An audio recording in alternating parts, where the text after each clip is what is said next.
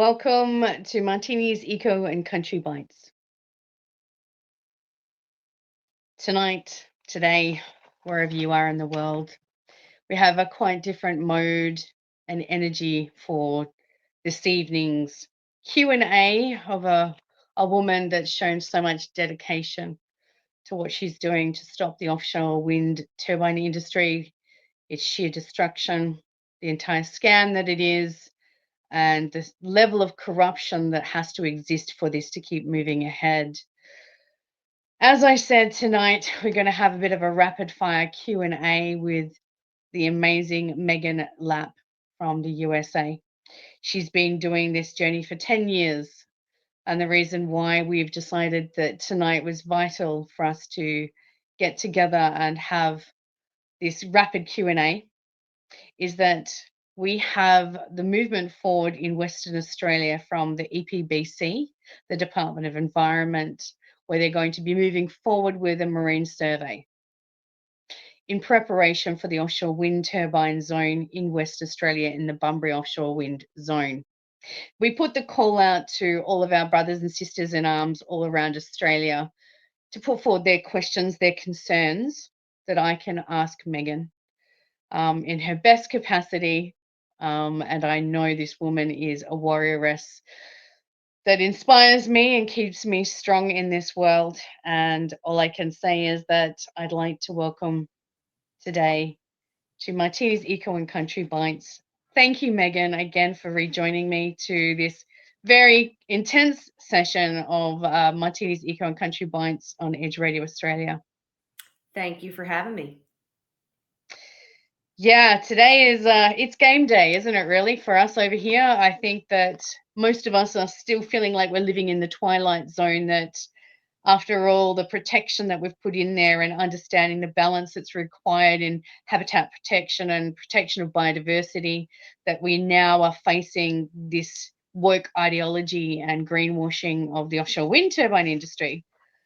Megan, my first thing I want to kick off with is how it could be that those organizations, those universities and research places that are supposed to be impartial, the University of Western Australia, from the amount that I can see, I'm going to put some up here. This is a great, we could be here all night, but I'm going to just show a few. The University of Western Australia is going to be part of this marine survey research. And as we can see here, they've become involved in the actual research and development. They've taken, from what I can see, approximately $10 million in funding from this federal government, the same government in power, to do with development, research, and working with the offshore wind turbine industry. Megan, maybe you can give us some insight about what's going on there in the US and how this all came to be also, because I cannot see that a university that's taken that amount of money could ever be not only impartial, but not show any bias to the outcomes of whatever this research data would be, and trying to navigate the complexity of this and the compounding stresses and harassment that's going to take place with the marine survey. Perhaps you can fill us in just as a broad spectrum of what happened in the US and if it compares to what we're seeing here in Western Australia initially, and obviously what's going to happen all around Australia. Yeah, absolutely. The same thing has happened here, and I tell people, I don't care what subject matter it is, follow the money and you're going to, you'll find the conflict. No conflict, no interest. That's how it works, unfortunately. And particularly in the, academic field. From what I've seen, a lot of universities now are, even professors are not necessarily getting their full salaries from, admission fees and things like that. They get them from grants. So everybody is beholden to the grant system. All the universities are beholden to it. And if you are not talking about what they want to talk about, and if you are not researching, quote unquote, the things that they want you to research, you don't get funded, period. End of story. And so this is how the narrative is driven. This is how science, quote unquote, is created. It's not unbiased. I saw it in the state of Rhode Island, where my company is based. The University of Rhode Island has taken a lot of federal money for wind related things. They took all this money to develop what they call the Ocean SAMP, which was like a siting mechanism for offshore wind. It was this big, huge thing with Sea Grant and the University of Rhode Island. And the University of Rhode Island now also even has like wind degrees, wind programs, things like that, the first in the country and Yeah, all of we got that sort of thing. They actually did bias.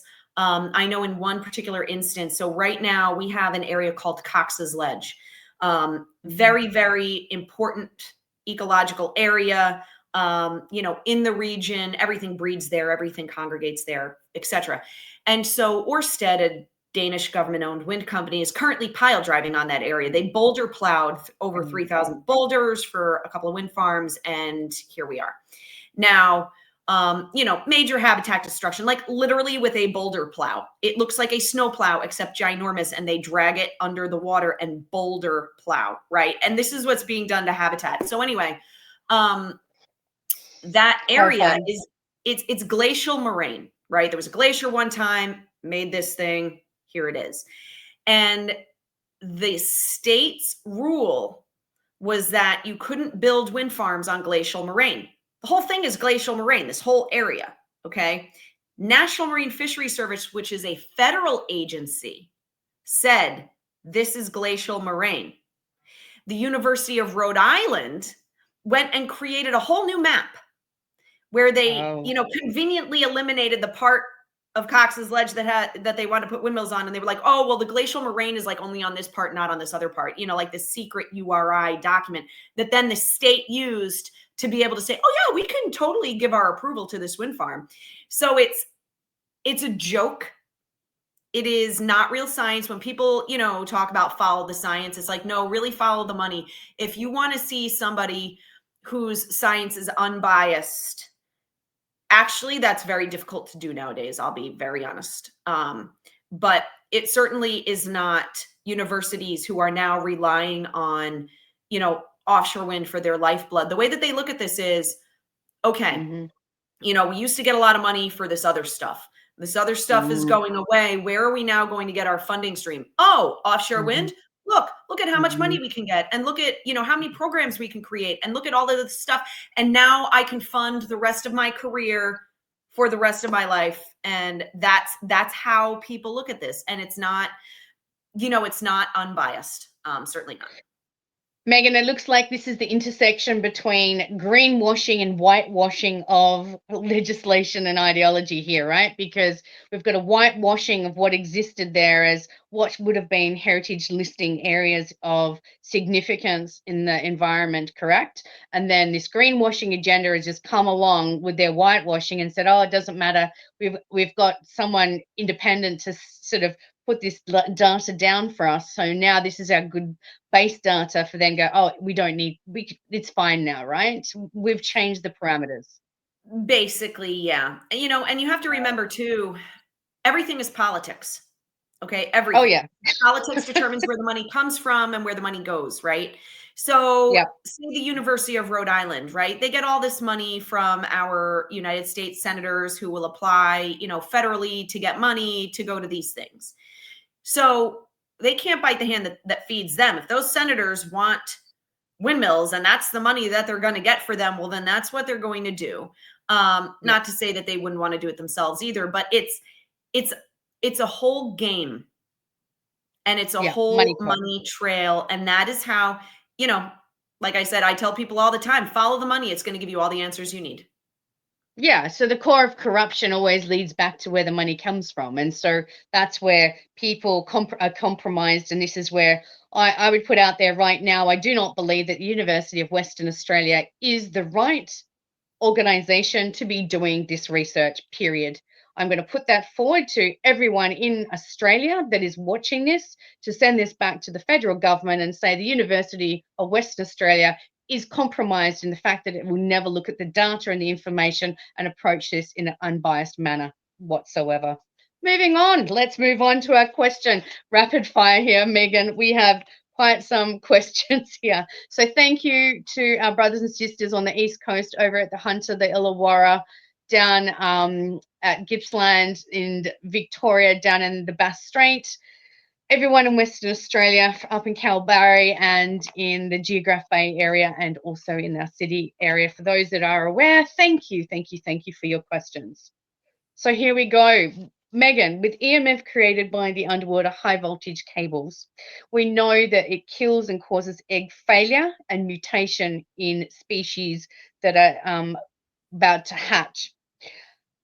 One, would you like to make comment on that? And is the EMF constant or variable? And do you know if it depends on the speed that the wind turbines are moving to create a larger electromagnetic field underwater? Well, regardless of if the turbines are moving, there always has to be power going back and forth to them, because when they're not moving, they suck electricity from the grid because they have to keep their like Mhm. motors primed and stuff. So there's always some amount of electricity. I would assume that when they're moving that there's more, but I'm not, an expert on that, but I know that there's always going to be something going back and forth. And as far as, kind of the pulsing of it, it's going to depend if the cables are direct current or alternating current. Although what I find interesting is they thought that there would not be as much of an impact from alternating current as direct current, except that there is. And Yeah. I can't remember which one it is, if it's AC or DC. I want to say it's AC, but don't quote me on that. So you'll always see in the documents, we strive to bury the cables, 3 to 6 feet. 6 feet is their target depth, but they can go to 3 depending on, if there's rocks or whatever. So anyway, this is what they say. But then there's actually like science that shows they can't bury them any deeper than 6 feet, because if they do, the cables fry themselves. They put out so much heat that if Yes. they insulate them too much, they're trying to insulate them, but if they insulate them too much, then they overheat and fry themselves. So, you also have to think like, what kind of heat's really coming off these things? If they fry themselves, if they're buried deeper than 6 feet, like if they're buried at like 3 feet, like how much heat's coming off that? Like, what is that really doing? And as far as the EMF, yes, that absolutely, it absolutely impacts things. There's studies that show that lobster larvae are deformed by the EMF from cables. And so that's going to kill them. I think it was like 50% of the larvae were deformed. And I think I remember you saying that you had a big lobster industry in your area. So like buckle up, Huge. because Huge. nothing good comes from this. Yeah, if people want to Google, lobster larvae deformed offshore wind cable, it will come up and you can read that study. I know that they've seen, changes in swimming patterns for haddock larvae over cables when they've put them there, and I think, the important factor to remember is this, like fish use the Earth's electromagnetic field to migrate. That's how they, this is how they move. That determines where they go. And when you put a fake electromagnetic field there, it messes them up. Obviously, it's going to mess them up. I know from fishermen who fish off of Block Island, where the 5 turbines are off of Block Island. Again, only 5. There's an export cable for that. And fishermen who, for their entire careers, have fished along where the cable route currently is, because there was just a natural, like, superhighway of fish. This was where they would go every year. So they would fish there, they would catch them. They no longer fish there because they said the fish won't cross the cable. It has changed their migration pattern. So we have had to change where we fish because of that. And that's very concerning when you especially talk about like multiple wind farms, like on the East Coast now. When you look at all the cables, it's going to look like this of cables. You know what I mean? So like if you're a fish and you're trying to follow an electromagnetic field, like where are you going to go? And I remember also reading there's an electrical cable in the Baltic, and it's not a wind farm cable. It's just like an electrical cable between, I want to say like Germany and Sweden or something. And the electromagnetic field on that is so strong, it can change a ship's compass at the surface. Okay, so think about that. If you have an animal that has like an internal compass, and now it's coming over this, and now it thinks this way is this way, and this way is this way. So affecting navigational tools, especially when it comes to vessels as well. Like the thing is that through our project here in Western Australia, we have an actual channel, a vessel channel changed specifically to allow ships to go through, and then they're crossing over this large area where there's going to be massive amounts of EMF that could interfere with their navigational tools, that would be a massive hazard and potential safety risk, surely. Yes, depending on what other navigational tools are available.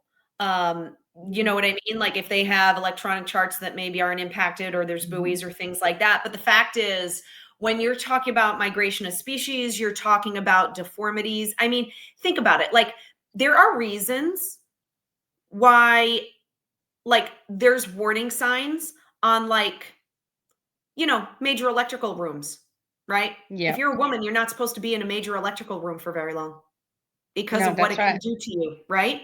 So think Your about egg right, right. So think about fertility. if you're an animal that like lives here, now there's something that's like super supercharged in your area. We know that being exposed to massive amounts of EMF is bad for a living being. Yeah. We know that. That's why there's rules. That's why there's insulation for certain things. That's why, yeah, like don't if you're a woman, don't be in an electrical room for very long if it's a super power charged room, right? Because that can impact you This physically. leads This leads directly to our next question, which is about impact on birds and their migration, because there's localized birds, and then we have a lot of international migratory birds that come into various reasons to wetlands, as well as they come and they actually live. Like the Tristan albatross is found in this exact area where the offshore wind turbines are going to be put.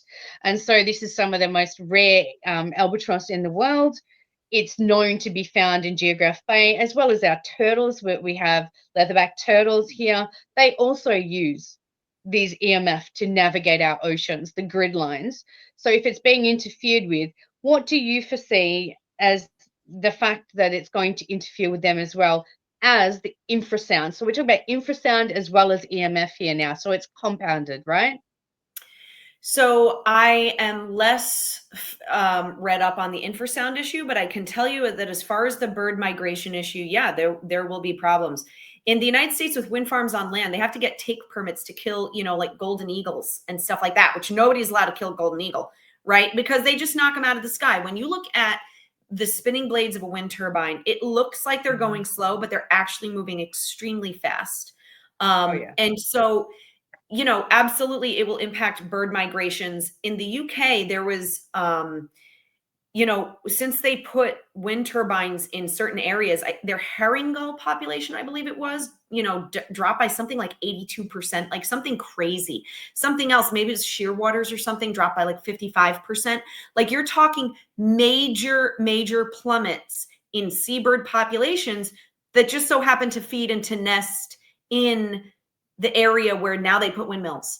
So they're getting knocked out of the sky. They're trying to just do what they do and fly around and eat fish and, dive and nest and whatever. And now they're getting killed because their life history is directly in the path of these wind turbines. I actually did see in the UK now, one of the wind developers was talking about, well, because we have to, because of the impact, they're starting to admit it now after they've done the damage, right? Like now they're admitting it Yeah. because of the impact on seabird populations from windmills, from offshore wind in the ocean. Now they're trying to talk about mitigation measures. And they were actually saying, well, if we have a marine protected area where fishing vessels can't come in, then that kind of compensates for the fact that we're killing seabirds. Like this was out of the mouth of a wind developer in like some UK publication. And I couldn't believe it because they Wow. admitted it and it was like stupid logic. But the fact was they're admitting it. And, Yeah. if you have a migration pattern of like albatross and different things like that through this area, 100% their population levels will be impacted. But I can tell you my experience in the United States has been that nobody really cares. So we have this little bird, it's like this big, called a piping plover. Okay. And they Hmm. migrate from South America and they come up to the Yeah. United States, East Coast beaches, and they lay eggs. They have like these little tiny nests. I've seen them. The babies look like little cotton balls with like stick legs. They're cute Oh, and wow. they live on the beach. But, the reality is that, we've built on our beaches. So now their habitat's been wrecked for years, right? But every year when they come, the United States Fish and Wildlife Service, they will come and they will put like tape around, like caution tape around where the nests are. You can't go there. These sections of the beaches that are closed off because of piping plovers. I have literally seen in New York State, they have like a Department of Environmental Management officer, and like he's like a piping plover cop. Like the guy's got like a badge on his shoulder and it's a piping plover. Okay. This exists. Now, all of these measures for piping plovers that we have to save the piping plovers, they put the Vineyard Wind project and a bunch of other projects directly in the migratory path of piping plovers. Like there's a chart of this and it's like, oh, look, all the piping plovers go right here. And that's where the windmills are. Right. So, and with that information, they still approved everything and said, no, everything is fine. It's like, this is an endangered species and everybody else has to have rules about them except the wind companies, even though it's directly in the flight path. So yes, they will be impacted. At this point, nobody cares. I'm sure that they'll try to like figure out a mitigation measure, like after the fact, like now in the UK, they're talking about it because I think they just can't hide it anymore. But there's windmills built. So the damage is done. The only solution is prevention or resiting. The siting is what's key. You can't put them in the way of the migration path. This is where they go. And the only way to not knock them out of the sky and kill them all is to not put it there. So don't put them there. Yeah. Simple, really, isn't it? Very simple. Megan, you talked about mitigation. This is where I have really interesting conversations with people that don't know much about the industry. And when I tell them that, I said, you do understand they get authorization for incidental takings or harassment that could result in death. They're like, what? No, the government couldn't do that. I'm like, yeah, sure they do. That's what it's called. It's authorities. So this is another way that we can see that this industry and the government are acknowledging that there is going to be an impact on protected species, especially whales and other marine species, because they try to mitigate. Mitigation means that they know it causes harm, so they're trying to reduce the harm. And then they have authorizations for incidental takings or accidental killings without, what they call it, with non-lethal. Well, we maybe need to redefine that, because if we do know that certain acoustics and sound underwater causes death to cetaceans because they become deaf, or it causes compounded trauma to invertebrates so that they no longer can function, then that is a direct lethal weapon as far as it would be used in that marine environment. What would you like to say to that, Megan? So I will couch my answer in a two-part answer. The first will be incidental take authorizations for surveys. And then the second will be incidental take authorizations for construction, because there are two different types of mitigation measures and it matters.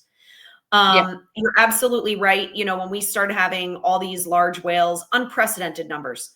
I mean, now it's well over 100, large whales washing up on the East Coast of the United States. It's insane. Okay. Nobody's ever seen anything like it. There's like bulldozers on the beach digging holes and just dumping them in it, or they're putting them on like garbage trucks and taking them to a landfill. Like it's nuts. Okay. Never happened before. But here's the reality. For the surveys themselves, okay, I started looking into, and they do have to get these incidental take authorizations in the United States. They get them from NOAA, the federal agency that deals with these things. So when all the whales started washing up, and then the Biden administration's NOAA was saying, no, there's no link. There's no link between, the whale deaths and the wind project work. It's like, you have given multiple incidental harassment authorizations or letters of authorization to, in fact, impact these mammals. And there are multiple levels of harm that they're allowed. One of them, a level B harassment, which is their category for, and they issue a ton of these, is for temporary deafness. Okay. So, but like if you're a whale and you're temporarily deaf and you're in a shipping lane, That's not probably going to be too good for you. And then level A is permanent deafness.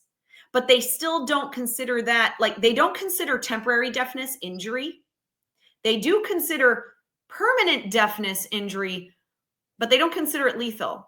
And I'm like, when you're a cetacean, that will be lethal because they communicate with sound. They do everything with sound. They can't really see too well Navigate. because they're underwater. And, you know, it's like everything is with sound, right? So, but the incidental take authorizations also say, but you can't kill them. And if you kill them, then, you know, we can shut you down. And then we have to kind of like review this, is basically the gist of it. So when all the whales started dying, they would never actually do the analysis necessary to link anything. And then they would just say, no, there's definitely no link. It's like, you just authorized permanent deafness and temporary deafness of these animals. And now all of a sudden they're all washing up dead everywhere. And you say, well, this one got struck by a ship. Yeah, well, he was in the New York shipping lanes when his eardrums got blasted out. He probably got hit. Yeah. And, you know, but they never did where, the analysis on the inner ears of the animals. Okay. Yeah. So, but surveying. Okay. I started to look into, I was like, all right, we've been doing oil and gas in the Gulf of America very, very long time, right? Like, this isn't something new. What do their permits look like? Because I've never known. So I looked and I found some ExxonMobil permits for shallow hazard seismic in the Gulf of America. Now, I want to differentiate because all of the pro-wind people are like, it's not the same seismic. It's not deep water seismic. It's not exploration seismic. That is a whole different thing. What I'm talking about is shallow hazard seismic. The oil industry uses it to look to determine where can they lay pipelines and to look for like shipwrecks and things like that. Because they want to be able to navigate and put pipelines in the right spot. The offshore wind industry uses the same make, the same model of equipment to do their shallow hazard seismic. And they are looking for, you know, where can they lay a cable and where are there shipwrecks that they have to avoid for laying cables. Same use, basically, right? Same equipment, same use. Okay. But if you are ExxonMobil, the documents say, well, because this equipment can impact mammals, you have to give the federal government a survey plan. Okay, you have to tell them exactly where you are, when you're deploying the equipment, survey tracks, how far you were from any other surveys ongoing in the area, all this information. Then when NOAA, that goes to BOEM, which is the department that authorizes oil and gas and wind. Okay, so the ExxonMobil has to give them a detailed survey plan containing a ton of information. Then when ExxonMobil gets their permit from their incidental take authorization from NOAA, it says on there, oh, by the way, if there is a live stranding of a marine mammal within 50 kilometers of your survey operations, you must immediately suspend operations, suspend surveying. And if we think that there might be any causation between the mammal stranding and your activity, we will conduct an investigation. Okay. Now that is if you're ExxonMobil. Okay. And that is in the Gulf where really there's only like one kind of baleen whale. It's not, and it's endangered, but it's like there's no oil and gas allowed to be done in the area where it lives. And it's one species. Now you go to the East Coast, the Atlantic. It is a migratory superhighway for multiple species of whale. A lot of them are endangered. North Atlantic right whale, critically endangered. Fin whale, sei whale, sperm whale, like all these whales, right? Humpback whales, minke whales, all these whales. So now your wind company, you don't have to submit any kind of survey plan to BOEM. Same make and model equipment, but you can do what you want. And something I think that is very key there is when they do it, when they have to submit stuff to BOEM, and I assume that that document would be used in an investigation if there needed to be one, they specifically say, how far are you from any other surveys? Okay. Now, because probably compounding surveys compounds a problem. Well, when offshore wind surveying was going on, there were multiple surveys, including in the same areas at the same time. And we started to see a ton of whales wash up. So there were overlapping surveys in space and time. Again, using the same make and model equipment. They know it can impact marine mammals. It's a problem. But when the incidental take authorizations go out for the offshore wind companies, there's no requirement that says mammal strands within 50 kilometers, you got to shut down and we do investigations. No check and balance, nothing. And they don't have to submit any survey plans to the federal government. So you could never go back and do any correlation work because they were never required to submit anything. Yeah. So you have two different standards for two different industries using the same equipment for basically the same reason, right? And so that's the survey. Now when And you the get thing to is, okay, the thing is, Megan, because you're talking about the same equipment, that's what people don't comprehend. It's like when they put in an application for incidental taking, it's actually for that acoustic equipment that's going to be used that's for. So the thing is that you can't say, oh, it's going to be used in a different way when it's the exact same equipment, it's the exact and same one thing. has to apply for that and one is regulated completely different. So this is where not only is it double standard, there is no standard because Correct. they're just regulating as they go along like a bunch of cowboys. Right. Yes. And Glad we've clarified that. yep. And you know, I've submitted comments to the federal government before. I'm like, I'm pretty sure the Marine Mammal Protection Act says the same thing always. Pretty sure it doesn't say, well, for wind it's this and for oil and gas it's that. So Yeah. the reality is that or that oil and gas companies are held to a higher standard than wind companies. Shocking, right? Yeah. Yeah. So then when you go to the construction phase, now they're pile driving, right? Like this is acoustic trauma for whales and for everything else. And so they have, like you said, mitigation measures. Okay. So the mitigation measures, number one, the first thing that they do is bubble curtains. So they have like this ring that goes down, right? It has bubbles that come up and it's supposed to act like a sound shock absorber kind of thing to where the sound doesn't go beyond that. Now, what's very interesting is that they're using this as a mitigation measure for all the baleen whales. The baleen whales here in low frequency. They are low frequency sound animals. And I'm just going to put this up. This is showing the frequency range. Yep. Keep going. So, but what's interesting is, so bubble curtains were invented for like harbor porpoises in the UK because they were some kind of threatened species at the time. And they were trying to figure out how to protect them from, you know, pile driving. So, and now we actually have information from the US federal government where they did on the ground testing during pile driving with bubble curtains. And they said, yeah, it works for the high frequencies. Doesn't work for low frequency. So the whales that you're trying to protect, this is not an effective mitigation measure. It doesn't work. It doesn't work. It doesn't do anything for low frequencies. So number one, fail. Number two, I remember reading, now probably similar to the wind developers do their own modeling of what will impact the whales. There's no like standard government model. The developers create one themselves. So there was this developer, right, who submitted, it had two different projects directly adjacent to each other. And they were applying for approvals for incidental take authorizations for construction for both of them. So, and they submitted their applications like within a couple months of each other. So the US federal government has this information before it from two different projects from the same developer that it is applying for this stuff for. They use two different methodologies. Okay. Not a standard methodology. They use different reasoning in this one than in this one. So you can tell right there, they're just pulling rabbits out of a hat, right? Then what I found very interesting was on one of the applications, they were like, well, all these other whales, like we're going to impact all these baleen whales, right? All these kind of whales. But because of the mitigation measures, we won't have any impacts on critically endangered North Atlantic right whales. We'll only impact these other kinds. And I was like, wow, that's cool. It's really cool. How do you determine that? If you don't mind me asking. Crystal ball. Right. And then they specifically said this.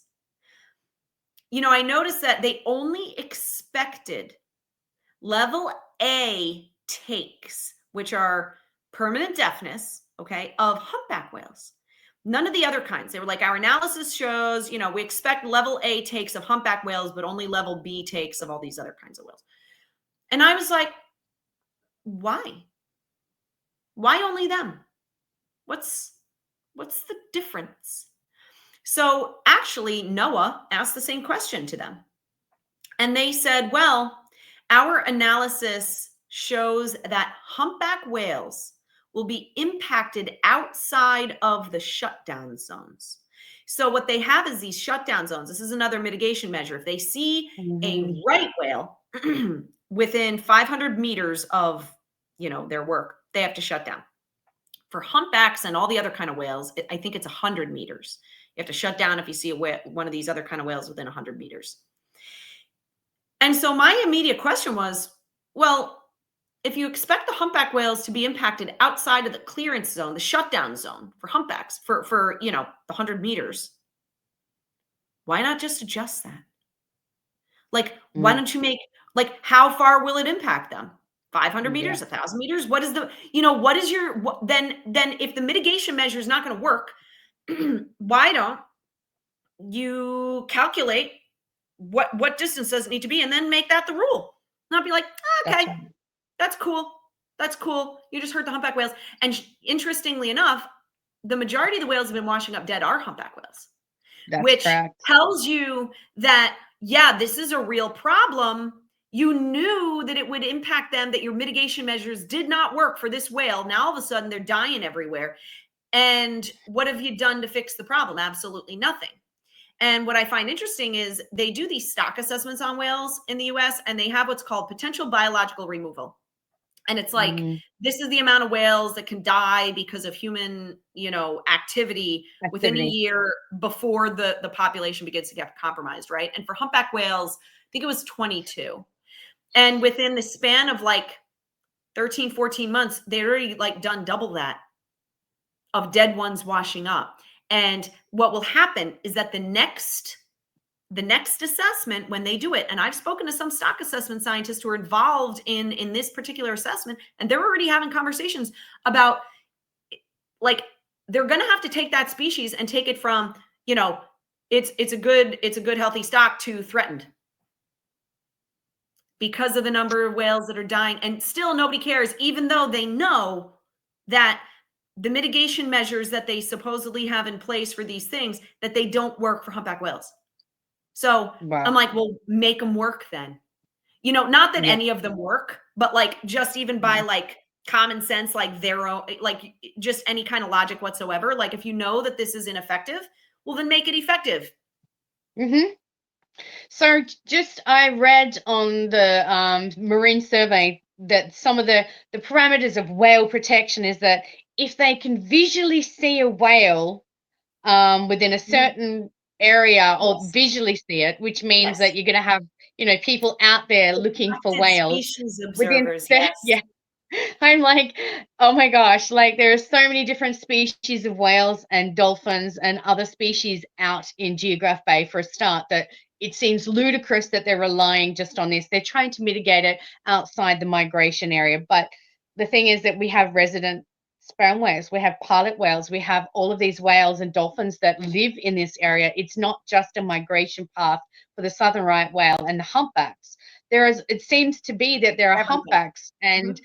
Mhm. others that are starting to change some of their behaviors. And maybe that is because there is a change in the climate and the way that our currents are changing along our coastline. So the parameters are showing that there is some leeway here. We had humpbacks being measured going up the coastline 6 and 8 weeks earlier than normal, and the other side as well. So I'm like, look, they're putting in parameters that aren't even realistic. And to say that they're going to stop at 30 minutes before and 30 minutes after the last whale is visually seen Right. is the It's kind of like, most rid- yeah, no, it's stupid. It's like, guess what? that's like They're throwing a whales. dart in a That's where dartboard and they going, live. I'm hoping it doesn't Right. hit. Yeah, well, let's Well, hope it it's gets there. right. I'm like, I've said it the whole time. I'm like, they're whales. They live under the water. So Yeah, sometimes you don't see them because that's right. sometimes they're under the The water. water. Like Yeah. you're not going to see them. And actually, in another one of the applications from the wind developers, they actually, I don't know how they picked this number. Again, it's like, let's just pull a rabbit out of a hat and see what it says. They said, well, 25% of the time we won't see them. So we have to build that into our take authorization, and it's like, if this was anything else, okay, especially if it was a new use, Anything else, you would use the precautionary principle. I cannot tell you Exactly. how many times that I hear that term in fisheries management. Well, we have to be precautionary, the precautionary principle. Well, what about the precautionary principle when it comes to this, when it's a thing you've never done before, and you know that there's all these impacts, you know that there's, there hasn't been analysis done because nobody actually wants to know the truth. And so No. where's the precautionary there? Like, there should be built in, hey, look, you know what? If any of these activities are ongoing and a whale washes up dead, we're going to stop. We're going to do all the analysis necessary, and, and have that built in, because that there's impacts. You already know this. But what's funny is they do all the analysis on these baleen whales. I don't know about what the situation is in Australia. I assume it's the same, because otherwise there'd be literature on it. So nobody has literature on, like, really the impacts of acoustics on baleen whales, because number one, you can't keep a baleen whale in a pen. Like, we know what killer whales here. We know what beluga whales here. We know what dolphins here. Why? Because we got them in pens in SeaWorld, right? Like, you can test it. They're in a pen. You can test them. You can't test a baleen whale because people don't go out and catch them, except that BOEM, the U.S. agency that does offshore wind, and the Marine Mammal Commission, United States Marine Mammal Commission, and the U.S. Navy, actually, because they do sonar testing, they did experiments in Norway, okay? Because in Norway, they can eat minke whales, and minke whales are baleen whales. So what they did was they set up fish farm pens in Norwegian fjords, and then they were trying to herd minke whales into them. And then when they caught them, then they were going to bring them up in a sling and stick electrodes under their skin and then blast noise at them and see what happened, to see what their hearing capabilities were, right? So the first time they tried this, they caught one, and the whale shockingly was too scared for them to do anything to it. I'm like, you just caught a whale, like a wild whale. You caught it. Yes, it's afraid and it's freaking out. So they had to let it go. Then they caught one, and then it got caught in a rope and died. Okay. Then they had to suspend the whole stuff after that. And then later on, they did get one, and I think they successfully tested it. So, but the fact was, the Norwegians, some of, like, the environmental groups over there, they were saying, they were protesting this, and they were saying, well, you're just trying to do this to get around the Marine Mammal Protection Act in the United States, because you're not allowed to do this in the United States. And I was like, correct. That would be correct. So, bingo. Right.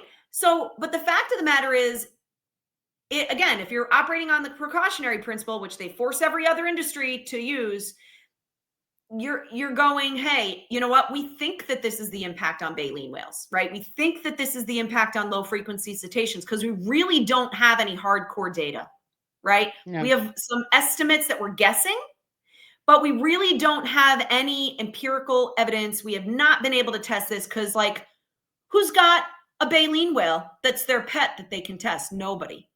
Right? So this is the fact. So you should, if you have these strandings near the activity, you should go, hey, well, we're going to be precautionary. If we see anything that doesn't look kosher here, we're going to shut down the stuff, and then we're going to have to rethink our parameters. But of course, that's not happening. So on the East Coast of the United States, all these whales are washing up dead.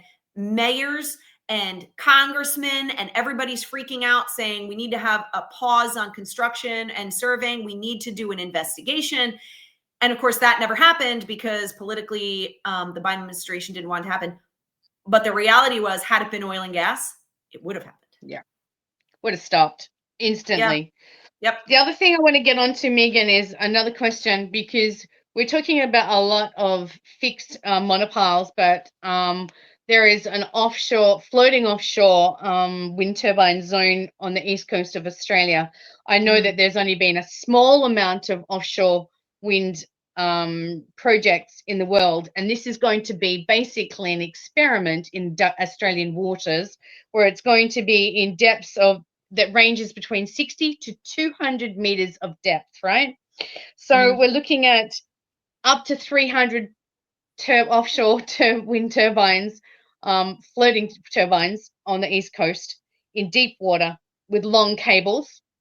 One, it's a migration path, and two, look at the devastation. If you could you could imagine, like, this is an experiment. It hasn't been done before and this kind of scale whatsoever, and certainly not in a well migration path.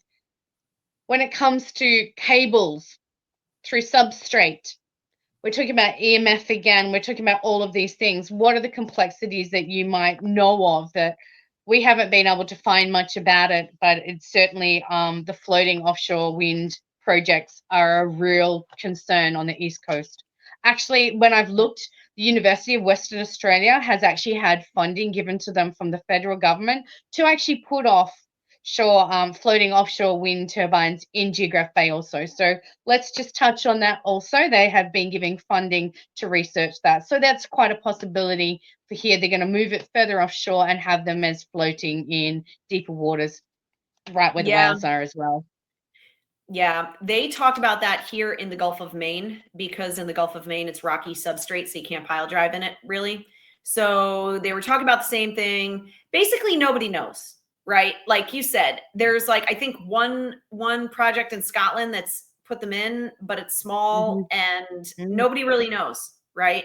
So, but you can say, okay, well, if you have all these cables hanging everywhere, and all these, you know, the turbines will have to be anchored in some manner. You're going to have a lot of physical obstructions for whales, right? Like up and down cables, up and down lines. And then also, you know, the EMF is just radiating. There's zero insulation. I mean, there's not even enough insulation when you put it under the sand. So if it's just hanging in midair, obviously that's not good. And especially like if in your area you have a lot of lobsters, those lobster larvae, they just float around in the water Yeah. column, right? So now they're getting fried. So you can expect massive mutation, lobster die-offs and things like that, I would assume. So they have a huge fishery like zone in that area as well. So because it's going to be very difficult to fish between the zones that are going to Forget be it. offshore there Forget it. because it's deep water. It's Yeah. not going to be You can't. viable anymore. No. The other thing also is we're talking about the issues related to the functionality, not just infrasound and EMF that's produced, but also in the process of cooling offshore wind turbines, they have an internal cooling system. And to make sure that this cooling system doesn't become clogged, they use bleach. Yes, that's correct. Industrial grade bleach to keep out algae and bacteria buildup so that it doesn't seize up. Do you know the level? I mean, we're talking about not only hot water that it's expelling, but it's hot water filled with bleach. Megan, what could possibly go wrong with that? It kills algae, kills bacteria, and we're putting that in a substrate that relies on algae, bacteria, and microorganisms to have a healthy ecosystem. Yeah. Yeah. It's a total and complete disaster. That open water cooling system, those are found in the substations. So basically what happens is you have all the windmills, right? And they're all connected with cables to each other. But then those cables have to connect to a substation where all the power is collected. And then there is, you know, a single export cable or a couple export cables that then go to land.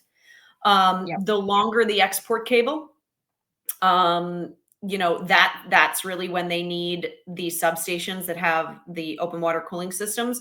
We have a project here that's applied for up to 5. We have one that's approved that has been approved for 1. And I can tell you this is what's interesting about this is, you know, old school electrical plants used to use them, but they've been outlawed on land. Yeah. Like, you know, there used to be, say, like a nuclear plant, like on the water, right? On land, though. And they would use this. Now all that's illegal. Like this, I'll give the example. There's a project called Sunrise Wind. Again, it's on Cox's Ledge, where all the things breed, right? So this has one of the open water cooling systems in their substation. They estimate that 8 to 10 million gallons per day of 90-degree effluent will be discharged from it, and it will be mixed with bleach because they have to keep the bleach going so that as it's sucking in the water and going through the systems, algae doesn't grow and clog it. So they inject bleach, and now 8 to 10 million gallons of hot bleach water will be going onto breeding grounds and spawning grounds for lobsters and all kinds of other things. Okay. So this project makes me really angry. Yes, this project has a cable that is running into New York. New York is the state that is quote unquote purchasing the power. In the state of New York, it is illegal to build any electrical stations with cooling water intake systems because of the disaster that it causes in the environment. It is illegal now. They do not allow it. Yet magically, somehow, if it's in the ocean, it's okay. If it's not near land or it's not in New York state waters, then it's totally okay. It's in federal waters, it's further out. It's totally okay to do this, even though we banned it in the state because of the environmental impact, because they're massive. And so what will happen is as it sucks in the water, eggs, fish eggs, pelagic fish eggs, they float around, fish lay eggs, they float around in the water column. Those get sucked in, they get cooked. Fish and shellfish larvae floating around in the water, they get sucked in, they get cooked. Everything else around it, people are like, well, we need to do this because the globe is warming. You're warming it. You're discharging 8 to 10 million gallons of 90-degree water into an area where the water is definitely not supposed to be 90 degrees Fahrenheit. So it's like, this is in no way green, and it's illegal because of the devastating environmental impacts everywhere else, except somehow, shockingly, out in the ocean. And I actually talked to someone who's a water quality expert for a state, okay, who reviews permits for all kinds of water quality issues. And this individual told me this would never get approved if it was an application to the state. Never. You couldn't do this. But somehow, because it's an application to the federal government, it's like, oh, nobody cares now. So yeah, it's very bad. And this is where it leads on to, there are such stringent laws applied to all other industries and even vessels with MARPOL, right? So one of the questions was, how is it that MARPOL, who actually governs all of these vessels and this infrastructure, how does this not apply to offshore wind? I do not know. Because nothing applies. I have fishermen that contact me and they're very angry because they have to tick every box, cross every T and dot every I to make sure that they can sustain their licenses to put food on the table for everyday Australians. And the same over there. I know that I speak to Keith and all of the crew over there that work so hard to do the same, to feed people in communities, that sustain communities, especially here in Australia and in Western Australia. There's a lot of remote communities that rely on these industries, the rock lobster industry and the wetline fishing industry, the octopus industry. We have the most sustainable octopus industry that won an award last year, right in this zone where all of this is going to be put in. Can you imagine what the bleach is going to do and this hot water to the larvae for these baby octopus? Yeah, it's going to kill them. I know that they're supposed to stay in one place, but it's like, that's not how the reality is in this dynamic matrix of water. It doesn't behave the way you expect it to. Right. And the reality is, commercial fishermen who are hardworking, honest people get treated like criminals. Like, in the US, we have to have ankle bracelets. The government can watch us wherever we go at any time. They know how fast we're going. We have to tell them what we're fishing for before we leave the dock. When we unload, there's men with guns strapped to their waist, making sure we're not unloading anything we're not supposed to be. Like, we have to take government observers on our vessels to police us at sea. Like, we have all these things. We're treated like we're criminals, but we're not. Meanwhile, these other people that are doing things that are illegal for anyone else to do have absolutely no supervision. Please. And they're usually foreign corporations too. So we're allowing foreign corporations to come in and totally degrade our standards and value system that's currently in place, that is supposed to be applicable to everyone, but it's not. Right. Just adding on to that about safety and all of this impact. Now, the government has told the fishing industry that they will be able to fish within 1 kilometer of these wind turbines, right? So I have spoken personally to a safety engineer expert that's been working in the wind turbine industry for approximately 20 years. And he said he's never seen such a poor standard because it's self regulated. He said it's an absolute shambles. And he said that basically on land, within 4 kilometers, they call it the kill zone.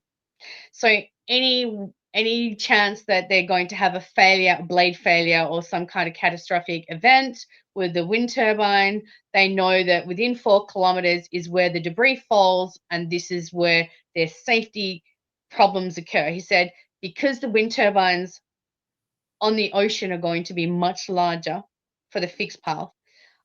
He said you could easily buffer that out to 5 kilometers, and yet our federal government has told fishing and made it very well known to the public that you'll be able to. The buffer zone is only to 1 kilometer.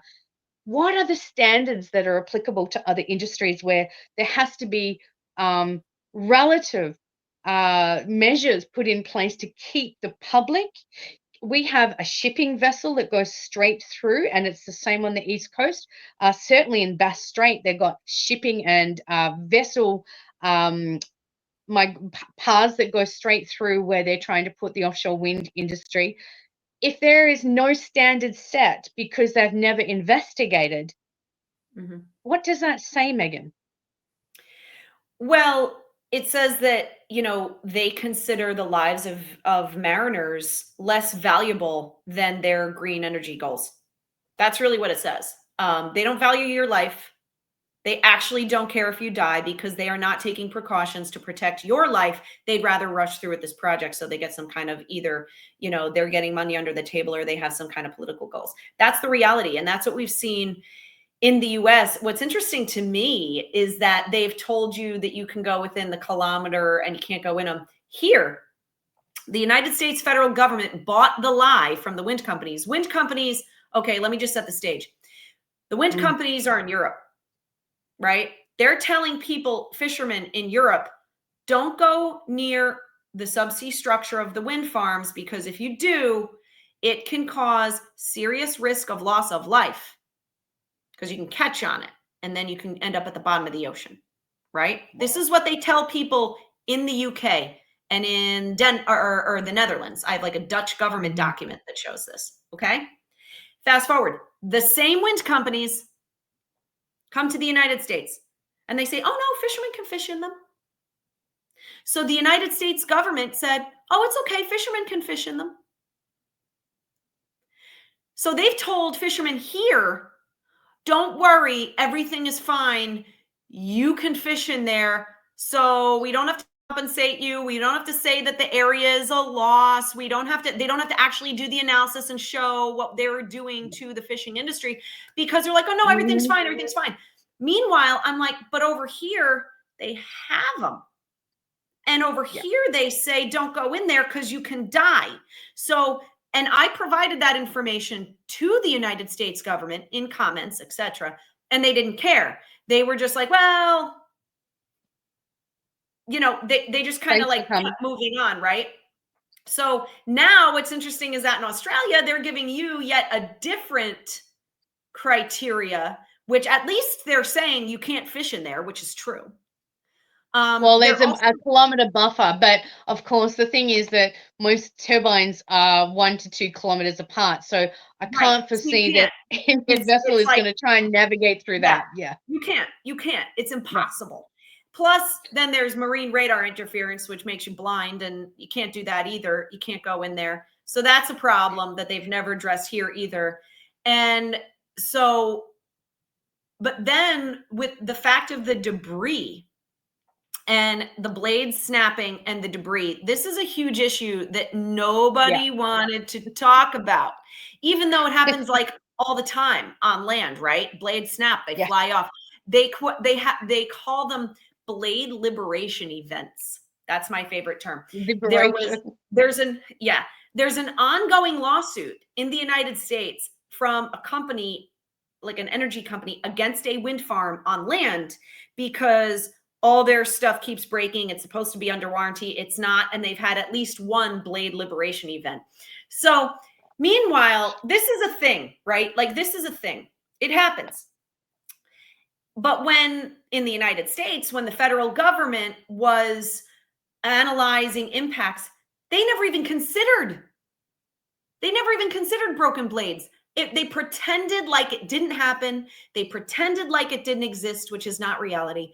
And so what happened was last July on a Saturday on Vineyard Wind, the first project in federal waters in the United States, a blade shattered. It exploded. Whoopsie. Here it is. There's pieces everywhere. The developer did not tell. So it's off an island called Nantucket. Okay. And they didn't bother telling the town of Nantucket till Monday. Because I guarantee you they were waiting to see where the debris would go. They probably didn't want to tell anybody. They were probably hoping it would go out to sea. That's my guess. But they did. The fact is, I can't substantiate that, but why else wouldn't you tell them? Why else wouldn't you do something, right? So who was the proponent for that Vineyard Wind? Who is that? Vineyard Wind LLC. It is a joint venture between Copenhagen Infrastructure Partners, which is the pension fund. We know them well over here. Oh, okay. Copenhagen Infrastructure Partners and Good on you, Copenhagen Infrastructure Partners. Yeah. Yep. So anyway, so this happened, and then the blade pieces went everywhere. Now, Nantucket is like a tourist beach summer community. This is where they get all their, this is where the locals get their income, right? They had to shut down the beaches. The lifeguards were pulling out giant pieces of fiberglass out of the surf, like big pieces. People could have died because the wind company didn't bother to tell anybody so that they could shut down the beaches immediately. People could have been surfing out there and gotten hit in the head and drowned because there were these huge pieces of fiberglass out there. There's shards. People can get impaled. When water comes and it hits, you know what I mean? And it's got all this debris in it. So anyway, then eventually they shut down the beaches in July, in the middle of the summer, when everybody's there for the beach. Then they started telling people, well, when they reopened them after they did a quote unquote cleanup, then they told people, well, when you go to the beach, make sure you wear shoes and don't bring pets because there's fiberglass in the sand. Okay. So what? Anyway, then there was still a piece on the turbine. Can we just pause? Okay, Megan, what you're saying here is so pivotal. I need Australians right here, right now. I don't care who you support for as far as your ideology. I'm talking about everyday Australians that love to go to the beach. Could you imagine in all of the areas that these offshore wind turbines are going into are all tourist meccas? Every single one, like the entire Geograph Bay, is the migration of human beings that come here to holiday all year round. It doesn't matter if it's summer or winter. Everyone comes down here to spend time at the beaches. It's the same up at Kalbarri. It's the same on the East Coast. Every single area is a tourist mecca. Can you imagine the economic impact to shut down all of these beaches for a blade failure that was just in normal conditions, not some kind of cyclone, hurricane, typhoon condition? Everyday conditions, we had a blade failure because we know that in Western Australia and most of Australia that they're coming from Asia, from China. And we know that so many people, and these people that have spoken to me, whistleblowers, whatever you want to call them, have said the substandard that's coming out and what to expect is so bad. He said, what you're seeing in the US is nothing compared to what we're going to see. That's what they've told me. Well, so in that, Megan, who is responsible for the cha-ching paying for that money for the cleanup? Who paid for that? So there was cleanup that was done by the town of Nantucket. I don't know if they ever got compensated for that. No. But here's what I also want to say. There was no plan. Okay. No. There was no built-in cleanup plan. There was no emergency response plan. This stuff drifted everywhere. It went from Massachusetts to Rhode Island to New York. There was, I mean, and who knows how much of it did go out to sea. Then there were pieces stuck on the bottom of the ocean, a 300-foot long piece that I think is still down there. They were supposed to take it away in like October or something, but I don't think that they did. I'm not sure because I haven't seen it go anywhere. I've heard from others that that's the case. They can't actually find it. So they can't find it to remove it. So it's down there leaching out forever chemicals. That's not a problem in the substrate at all there. You know, like this is the lack of accountability. If anyone else had left some kind of toxic industrial waste just rotting away at the bottom of the ocean, they would be made to go and find it, retrieve it, and make sure they repaired the damage, right? Typically that's what companies are responsible to do. And, you know, then there were multiple other incidences where, well, like I remember after the blade failed the first time, then there was like another part of it because it was still like the root of it sticking up in the air, and then part of that fell, and then there was, you know, it was like an ongoing issue. And what actually happened here, and this is what's interesting to kind of even say, these blades were not from China, right? They were being manufactured by a plant owned by GE in Canada. It's an LM plant. They have two plants, one in France, one in Canada. And Radio Canada did an expose that at that plant, allegedly, the workers were being told to falsify quality control data just to get the blades out the door. And they did not, you know, later on, it was found that that particular blade did not have sufficient bonding.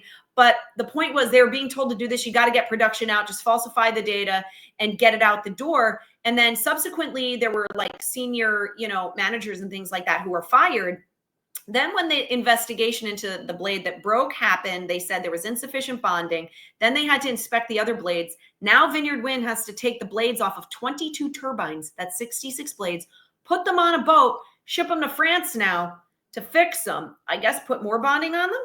I don't know. And then ship them back. Okay. And really, a lot of what's happening now is an unregulated craze to go bigger.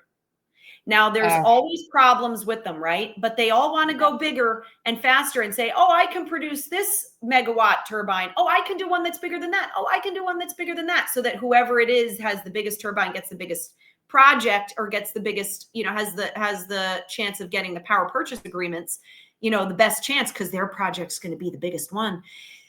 And the R&D, well, my friends who are the engineers call it torsion failure when they talk on that level, because torsion failure is what happens when you try and get bigger and better. And that's where all my engineer friends are saying, like, this is disaster. Yeah. Right.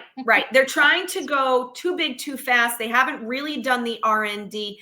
They're guessing at it. And it's similar, you know, I say it all the time. It's similar like to what happened back in the day when they started building super tankers.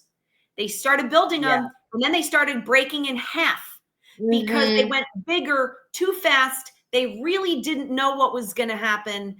And then like now, that's why you have to have like double hulled ones and all these different, you know, measures, because they went too big too fast and the boats were breaking in half on the waves. Right. Wow. So you have the same situation with this, and anybody who thinks that it's going to get better until there's some measure of serious accountability that has financial consequences. You know, like think again. It won't, because why would they? They don't care. Talking about accountability, Megan, that's a great segue straight into the real cost of decommissioning. Let's talk about that, because we asked about decommissioning, and I remember in the first consultation session here in Western Australia I went to, I asked that question, and some investors and proponents that were in the room, no impartiality there, that were promoting the industry said that it's about $1 million they've put aside for decommissioning. $1 million. I'm like, is that just for one? I'm just checking here, because I know that the marine vessels that I've spoken to, guys that work up north on the similar kind of vessels and construction vessels, are started about $1 million a day. Yep. So yeah, interestingly enough, here, when they approved the wind farms, they said, well, we'll make them put down a bond, a decommissioning bond for future decommissioning, which they would never tell you how much that was. We asked multiple times. They wouldn't tell you how much it was. But they said, They well, won't don't tell us worry, there'll either. be this bond, right? But they don't have to submit a decommissioning plan now. They can do it, 20, 30 years in the future when they decide that they want to take them down. And I'm like, so you have no plan. There is there was supposed to be an undisclosed decommissioning bond, which we found out after the fact that all of the projects off of Massachusetts and Rhode Island right now that are like in construction, Vineyard Wind, Revolution Wind, South Fork Wind, all of them had the decommissioning bond waived. So there was never a decommissioning bond put down. We were all assured, don't worry, there'll be a decommissioning bond. Then like after the fact, we're like, we find out and it's like, well, wait a minute, you lied. You said that they could post it 15 years from now. That's not that's not what you said before, and was like your approval was predicated on, number one. Number two, what I've seen in the developer documents say that decommissioning is essentially construction in reverse. Makes sense, right? So then the question is, well, how much does construction cost? It's billions, and they get subsidies for it. So decommissioning, there's not supposed to be a subsidy. So it's billions. And you know what? They say that the projects last like 25 years or whatever. No. Okay, well, in 25 years, $1 billion will not be $1 billion today, right? It's going to be more than that. So what are you doing to prepare for that? And I honestly think that they do not work it into the financials, because if they had to, the financials wouldn't work, because they barely work now. They don't work without the subsidies. In saying that, Megan, in Australia, we have the oldest land-based wind turbine. Like call it I think it's insulting to call it a farm. Let's just call it a wind turbine project. It's 20 years old and it's now defunct.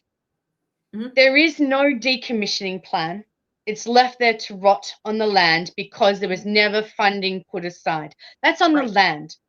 So the complexity of decommissioning in the ocean is far beyond what it is in land. And if we are not getting a decommissioning plan for this now on land, what do you think there would be any hope whatsoever that these companies will come and take responsibility of rotting industries in our oceans if it's not done on land? No. I just can't even get my head around it. No, because what they will do is they will cut and run. They'll be gone.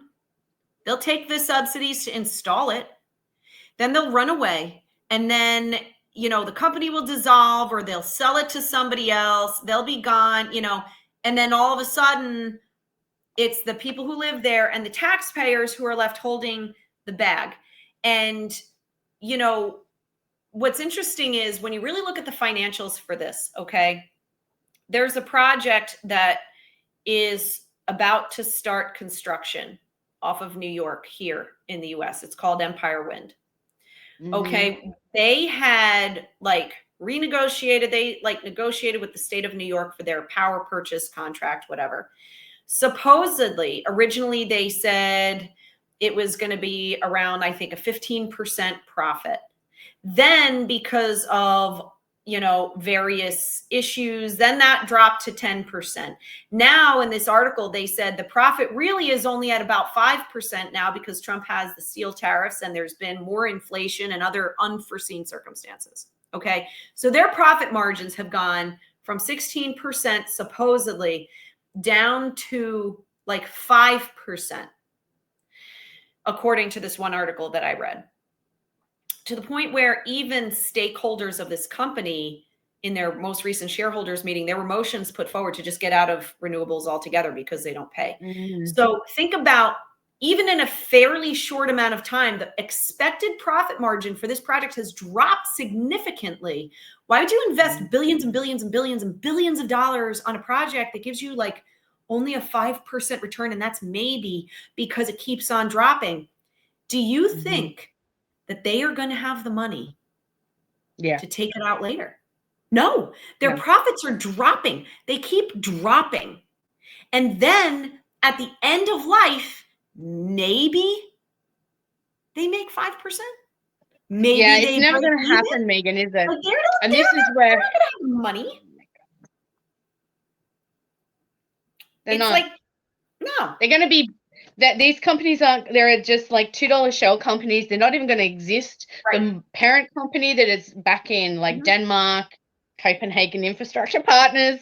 My gosh, I'm going to say that so many times tonight. Copenhagen Infrastructure Partners, like, have developed Tourette's because they're wanting to destroy Kalbarri, which is one of the most beautiful, very unique tourist locations, and it's a hotspot for Australians and an international tourist destination. And they want to go in there and destroy this beautiful, arid, pristine area. And I'm so angry about it because I hear time and time again how badly they have conducted themselves overseas, and they think that they're going to engender some kind of moral compass now that they're going to look after the people. Yeah, I don't buy it.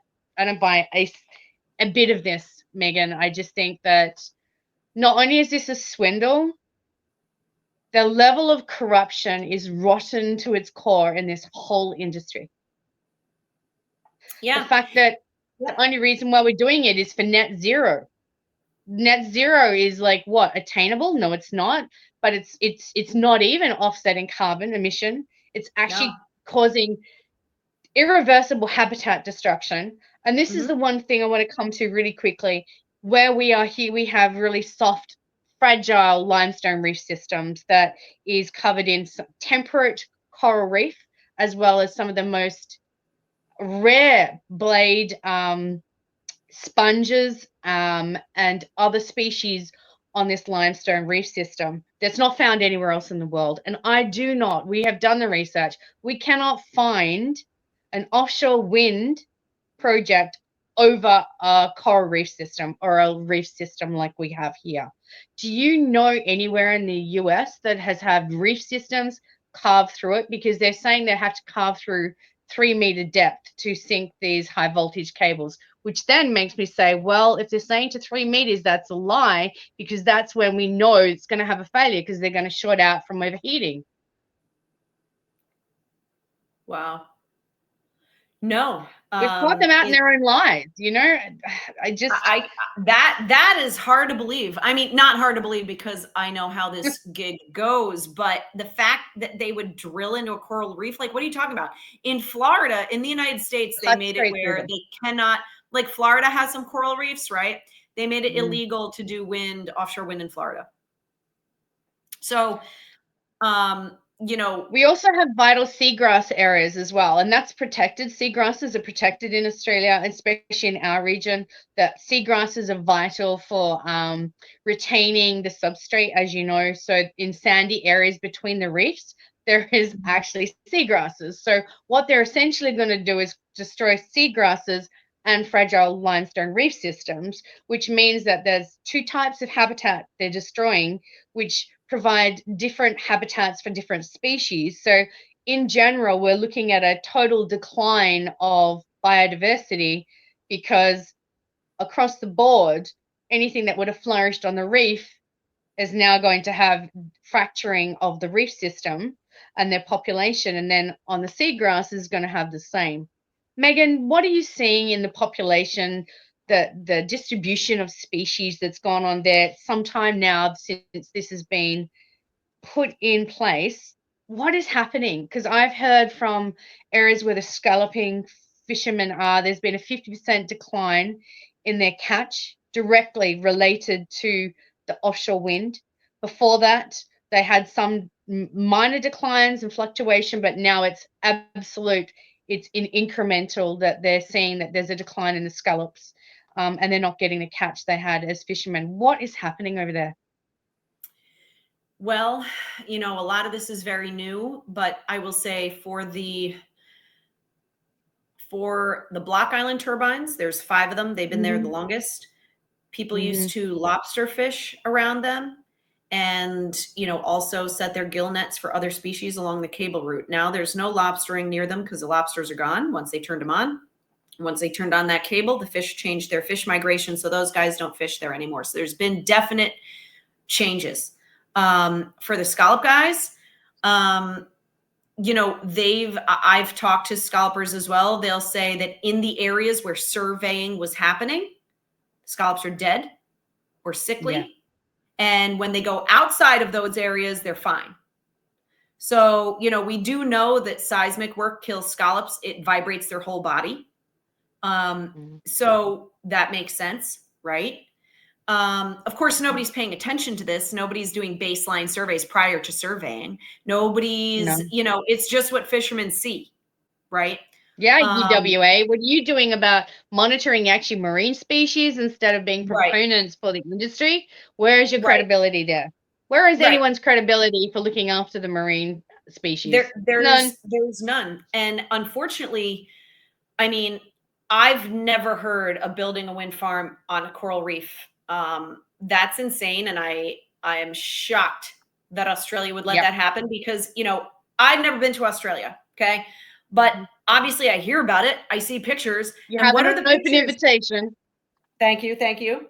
You know, what are the pictures I always see? Coral reefs. When I think about Australia, what I think about is coral reef systems and the water around it. And like that's, you know, and obviously crocodiles and snakes. But like what I think about in the ocean is that like that's the draw. Why would Mhm. you go to Australia? To go snorkeling on the coral reef systems. They're the biggest in the world.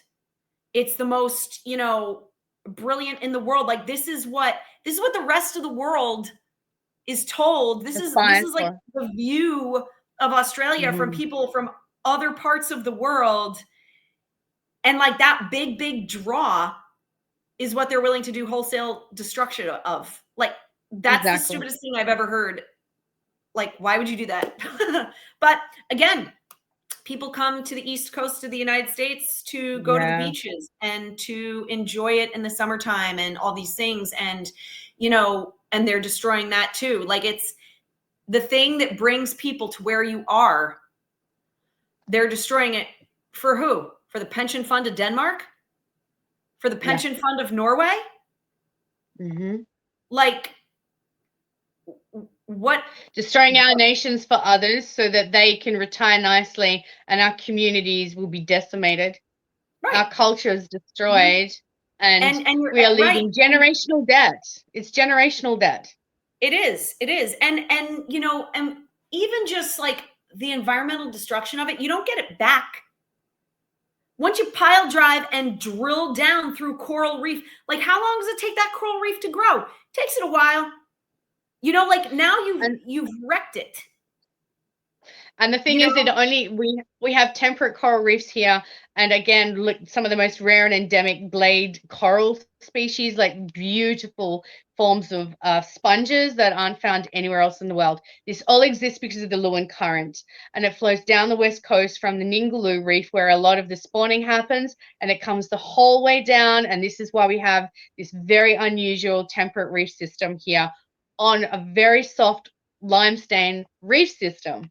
So the limestone outcrops where the corals and the sponges are, once you carve through it, the whole thing starts to disintegrate because it's formed its own Soft. casting over many years, right? And so once you carve through it, it will start to fall to pieces. And I hear this from fishermen and guys that free dive down for rock lobster, and they go, there's people that are specialist fishermen, and they say the same Mhm. thing.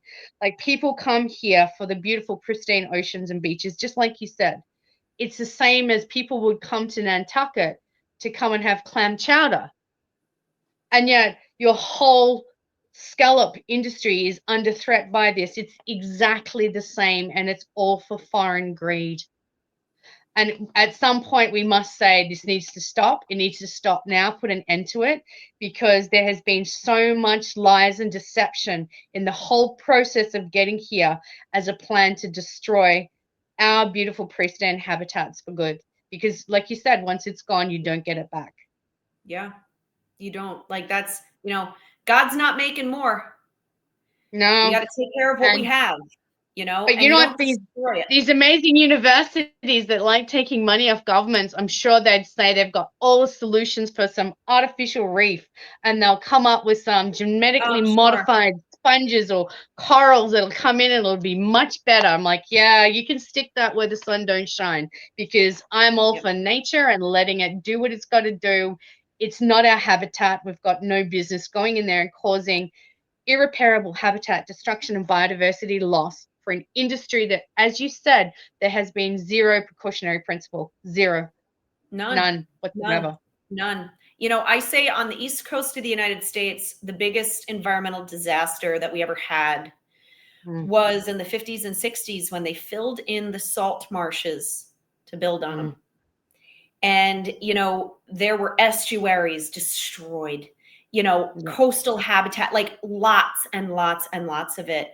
And it's sad because you can even see it on maps, on older maps, and how it yeah, was not land, it was marsh, and it was this. And now that's changed over time. And, you know, those marshes and those estuaries, they were breeding grounds and sustained so many different populations. And, you know, people who protested it at the time, it was like, well, you know, you're stopping progress. Like, you're a Looney Tune and you're just standing in the way of progress. And now it's like, you know, we look back on it and we still have like fisheries management regs because of this. And it's like, no, that's wrecked. But guess what? Now there's houses on it. You can't reverse it. It's done. no. Unfortunately, it's done. And so the only thing you can do is prevent more of that occurring in the future, right? That's why there's so many crazy rules about wetlands now, is Hmm. because now you're almost like the pendulum is swung so far, because you look back and you go, wow, what the heck did we do? You know, and Yeah. I look at this and I say, and it's like, it's the same thing, except it's like, Mm, even on a bigger scale, it's like, oh my gosh, you know, and it's like, what are people thinking? Do you guys remember this over here? Do you remember this? mhm. Don't do this, you It's know? nothing about conservation and grassroots ecological sound measures here. It's not No. talking that there's any balance in the equation. About there has been, studies done before we even go into an industry where, like we said, there are so many issues or causation that the pre-construction and construction phase is already known to cause such devastation to the marine species. And yet they still want to push ahead with it because they have brainwashed people that fossil fuels and gas is the enemy. And yet, wait a second, the oil and gas industry has got their dirty little fingers in this whole industry also, right? And this is where I kind of go, like, the propaganda machine on this has got to the point where logic and common sense left the building some time ago. And at some Mhm. point, I'm praying that I'm not going to be standing there on the beach at Dunsborough and hearing pile driving, because I think something will fracture in my soul, just the way that Mary described it at Nantucket when she said that first strike of the pile driving.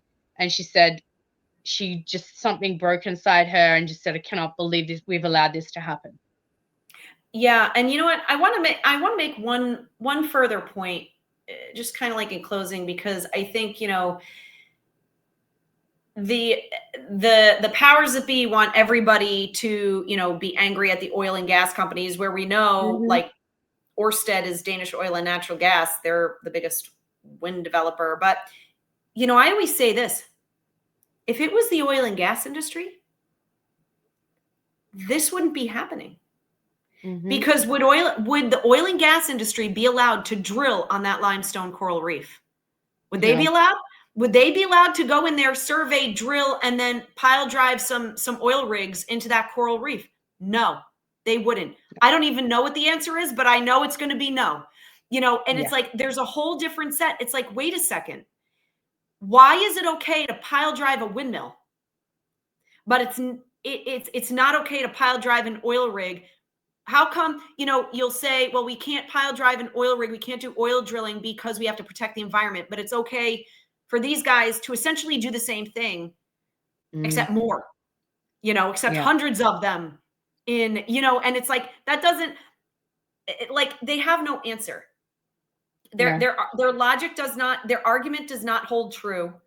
And if it's illegal, like had it been the oil and gas industry, this is what I always say it on the East Coast here, it wouldn't have been happening because they No. have rules. And wind Mhm. has no rules for the same thing. And that's what's like insulting. It's like, don't try to insult my intelligence. Yeah. Like, I can read what the rules say. Yeah. And you can't say, well, we need to protect the environment from these guys, but not from these guys when they're doing the same thing. Like, come on.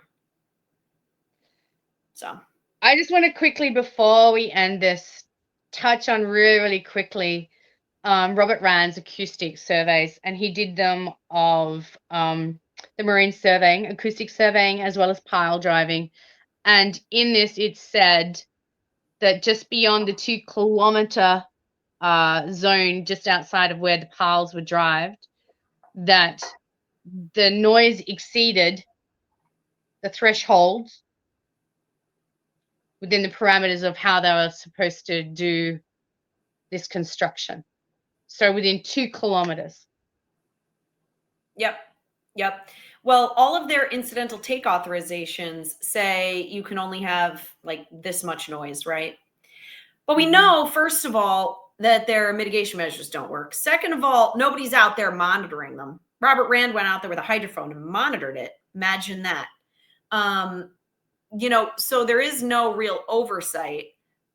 And the other thing that they don't really talk about is, okay, so when you're talking about like the noise thresholds allowed, they only estimate based on like that one project, but you have this project here that's pile driving. You got this project over here that's pile driving. You have these 2 projects over here that are doing surveying all at the same time, all next to each other. Compounded. So there's no, and what Robert Rand was measuring was the actual Vineyard Wind project only. But when you're like thinking about the impact like to mammals, and they're always like, oh, it's okay, they can leave the area. Not if they go over here and they hit this, and not if they go over here and they hit this. If you're going to do it one at a time, then you only let one activity happen at a time. Yeah.